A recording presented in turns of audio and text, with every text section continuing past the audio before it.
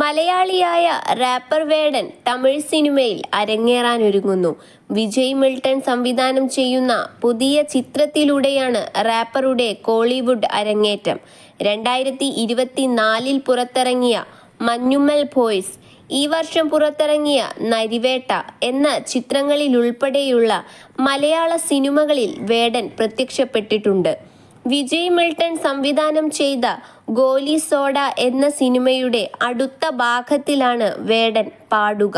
2014 പുറത്തിറങ്ങിയ ചിത്രമാണ് ഗോലി soda. 2020 voice of the voiceless എന്ന പാട്ടുമായി വേടൻ രംഗപ്രവേശനം ചെയ്യുന്നത്. സമൂഹത്തിൽ നിലനിൽക്കുന്ന ജാതി വ്യവസ്ഥയെ ഉൾപ്പെടെ ചോദ്യം ചെയ്തുകൊണ്ടുള്ള പാട്ടാണ് വോയിസ് ഓഫ് ദി വോയിസ്ലെസ്.